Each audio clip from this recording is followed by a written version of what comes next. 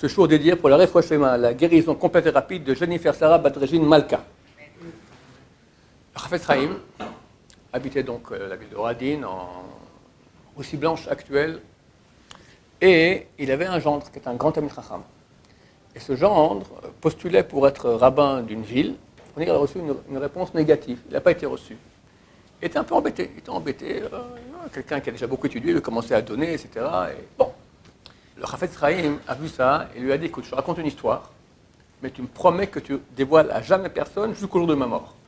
Effectivement, ça a été dévoilé après la mort de Chafetz Chaim.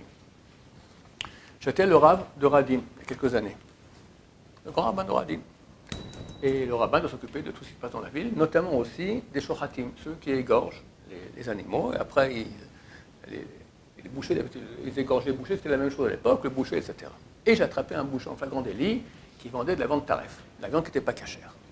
Immédiatement, je l'ai limogé, et j'ai fait des grandes annonces que c'est pas cachère, etc. Faire attention, c'est très, très grave. Faire manger, c'est comme manger du porc, d'accord? Il n'y a pas de différence entre une vache qui n'est pas cachère et du porc. Donc la halakha, c'est exactement la même gravité. Avis aux personnes qui vont manger dans les steaks, ils ne mangent pas de porc, mais un steak taref, ils le mangent, ça revient au même. Alors, il ne faut pas dire, bon, c'est comme ça, je mange aussi le porc, d'accord? Non. Dans l'autre sens. Quelques semaines plus tard, le shochet vient me voir en pleurs. Je regarde ce que j'ai fait. C'est terrible. Remettez-moi. J'ai une famille à nourrir. Mes enfants, ma femme, on crève de faim, on ne peut pas. Partout où je vais aller, ils savent très bien cette histoire-là. Sauvez-moi. Mais tu te rends compte ce que tu as fait? Oui, je me rends compte, je regrette. Mais tu as fait manger, c'est terrible ce que tu as fait. Je regrette, remettez-moi. Je promets que je serai super bien comme il faut. Bon, il faut néanmoins que je fasse une amende, je ne peux pas comme ça te reprendre. Je te fais une amende, voilà, il lui a donné une somme assez importante d'acheter des bougies pour la synagogue et pour la yeshiva de Radin. À l'époque, il n'y avait pas d'électricité. Donc les bougies, c'est comme ça, grâce à cela, on pouvait prier et étudier. Comme ça, le mérite de la Torah et des prières que tu vas aider grâce à tes bougies, ça sera une amende par laquelle tu te permettras comme ça de... Je te remets en place. Il a accepté, il a payé, bien c'est une très grande somme, il a fait un emprunt, etc. Et il a été remis en tant que shochet officiel. Quelques mois plus tard, le shochet est décédé. Tov.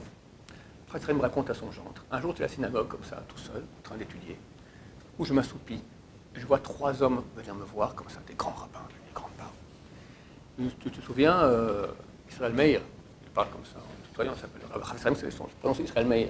De ce cas du boucher qui a vendu taref et que tu as remis après, et il y avait cette histoire de tu l'as proposé, tu l'as dit que tu le remettais à condition qu'il devait payer une certaine somme de bougies. Oui, absolument, je me souviens tout à fait de ce cas-là.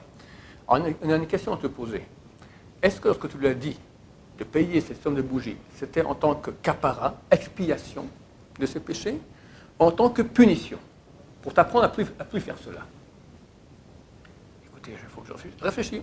Prends tout le temps, on réfléchit, on revient dans quelques minutes. Il se réveille, il se met à réfléchir. Tac, il s'endort. Et demain, il revient. Alors, tu as la réponse? Oui, c'était une punition. C'était pas en tant qu'expiation, en tant que punition. Merci. Et il part. Il se réveille. Bon, bizarre cette histoire-là. Il se met à étudier, il s'endort. Tout à coup, il voit le boucher qui dit, K'vod Harav, qu'est-ce que tu as fait? Qu'est-ce que vous avez fait? C'est terrible. Si vous aviez dit expiation, ben, je n'aurais pas été en enfer, parce que ce que j'ai payé, c'était à la place des péchés que j'ai fait, c'était une expiation. Maintenant que c'était une punition, histoire que je fasse attention de ne pas retomber, je dois maintenant aller en enfer. À cause de vous, je vais maintenant des années en enfer. K'vod Harav, qu'est-ce que vous avez fait? Et tchic, ça disparaît. Le Chafetz Chaim dit à son gendre, tu comprends? J'ai entendu ça, j'ai vu qu'avec une parole comme ça, on pouvait faire tellement de mal à un juif, j'ai arrêté à Rabbanou, j'ai tout quitté. Donc c'est très bien qu'ils t'ont pas.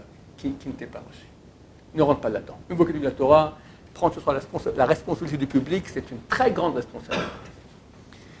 Histoire terrible qui nous fait voir beaucoup de choses. 1, la gravité. 2, qu'on peut expier dans ce monde-là. 3, si on n'explie pas, ça peut être salé. Que nous allons faire une grande chouva. Comme je dis à quelqu'un dans mon bureau aujourd'hui, il y a des gens qui sont à moitié religieux. Ils ont fait des péchés graves. Mais je leur dis, ok, faites chouva. Comment? Bah, tu dis, j'ai fait ça, je regrette, et je ne refais plus. Oui, non, mais c'est pas si facile. Je dis, bah, tu vois, tu n'es pas un croyant.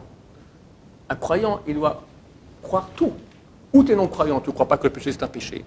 Ou tu crois, tu es un croyant, donc tu sais que tu as fait un péché, mais tu crois aussi que la chouva est valable.